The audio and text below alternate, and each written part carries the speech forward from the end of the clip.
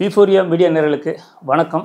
இன்றைய திரை விமர்சன நிகழ்ச்சியில் ஹாட்ஸ்பாட் படத்தை பற்றி பார்க்க இருக்கோம்.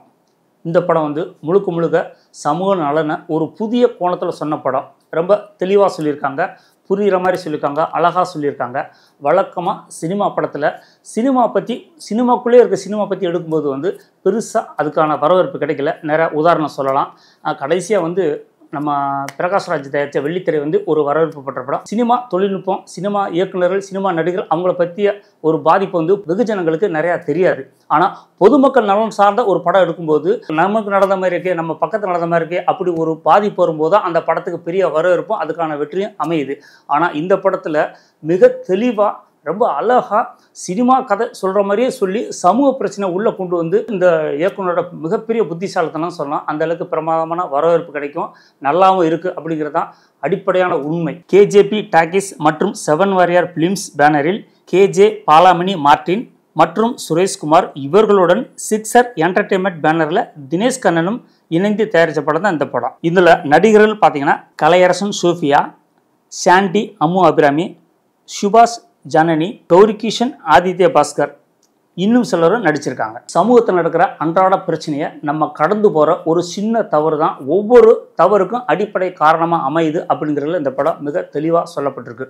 பொதுவாக ஏற்கனவே சொன்ன மாதிரி இந்த படத்தில் சினிமா படம் பற்றி ஒரு தயாரிப்பு அப்படின்னு போனால் ஒரு தயாரிப்பாளர் முகம் எப்படி இருக்கு? ஏன்னா இன்றைக்கி படம் தயாரிக்கிறவர்கள் எண்ணிக்கை மிக மிக குறைவு. ஆனால் சினிமா நடிக்க வர்றவங்களோட எண்ணிக்கையும் படத்தை இயக்க வர்றவங்களோட எண்ணிக்கை மிக அதிகமாக இருக்குது. அப்படி ஒரு படத்தோட ஒரு இயக்குனர் ஒரு தயாரிப்பாளர் பார்த்து கதை சொல்ல அணுகும்போது அவரோட முகமே வேற மாதிரி இருக்குது. ஒரு கதை சொல்ல போகிற சார், கொஞ்சம் கதையை கேளுங்க அப்படின்னு சொல்லும்போது அவரோட முகமே வேண்டாம் இருப்பா, சரி சொல்லு, உனக்கு 10 நிமிஷம் தான் டைம், இதுக்குள்ளே என்னை உட்கார வச்சா நான் கதையை கேட்குறேன், இல்லைன்னா எழுந்து போயிடும் அப்படின்னு சொல்லும்போது அவரை 10 நிமிஷத்தில் உட்கார வைக்கிறத ஒரு திறமையை தான் இந்த இயக்குனர் படத்தில் கையாண்டிருக்காரு. வழக்கமாக ஒரு கதை அப்படின்னு ஆரம்பிக்கும் போது ஒவ்வொரு கதாநாயகன் கிளம்புறாரு வர்றாரு அப்படிங்கிற தாண்டி இந்த படத்தில் எல்லாமே நெகட்டிவாக சொல்கிறது தான் இந்த படத்துக்கு பெரிய ப்ளஸ்ஸாக அமைஞ்சிருக்கு.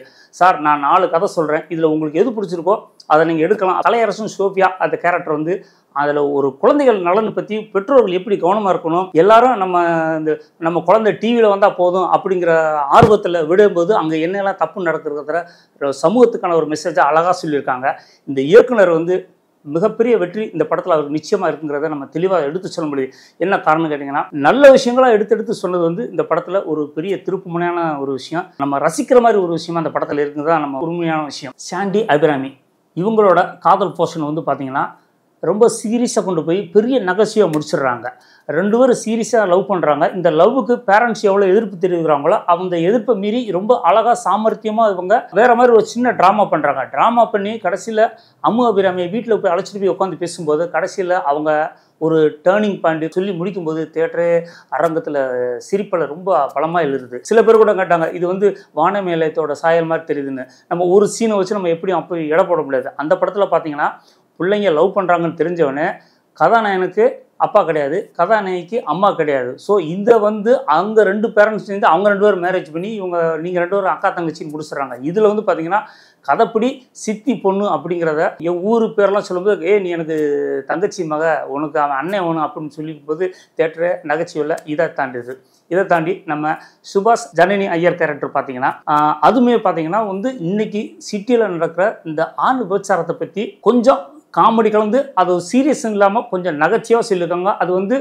உண்மை இங்கே நடக்குதுன்னு சொல்கிறாங்க, அது உண்மை போய் அப்படிங்கிற விஷயம் இல்லை, ஆனால் நகைச்சுவைக்க மட்டும் நம்ம எடுத்துக்கணும் அப்படிங்கிற ஒரு விஷயம் இருக்குது. ஆதித்ய பாஸ்கர், கௌரிகிஷன் இவங்க போர்ஷனில் பார்த்தீங்கன்னா வழக்கமாக தாலி கட்டுறது ஆண்கள் தான் பெண்களுக்கு தாலி கட்டுவாங்க. இதில் பெண்கள் ஆண்களுக்கு தாலி கட்டுற மாதிரி சொல்லி அதையும் நகைச்சுவையாக சொல்லியிருக்காங்க. மாமனார் மருமகனை, என்ன மருமகன் நீ இன்னும் இவ்வளோ நேரம் தூங்குறிய, சோம்பேறி, எந்திரிச்சு காப்பி போடு, வாசத்தள்ளி பாத்திரம்லாம் கழுவு அப்படிங்கிற அந்த காட்சியெல்லாம் பார்த்திங்கன்னா ரொம்ப நகைச்சுவையாக போகுது. ஸோ இந்த மாதிரி படத்தில் நகைச்சுவை சீரியஸ் எல்லாமே கலந்து ஒரு வெற்றி படத்துக்கு தேவையான எல்லா விஷயமும் இந்த படத்தில் வச்சு கொடுத்துருக்காங்க. நல்லா ரசிக்கிற மாதிரி இருக்குது. நம்ம தியேட்டரில் பார்த்து இந்த படத்தை கொண்டாடலாம், வரவேற்கலாம். இந்த வீடியோ பிடிச்சிருந்தால் லைக் பண்ணுங்கள், கமெண்ட் பண்ணுங்கள், ஷேர் பண்ணுங்கள், மறக்காமல் பெல் பட்டன் அழுத்திடுங்க. நன்றி, வணக்கம்.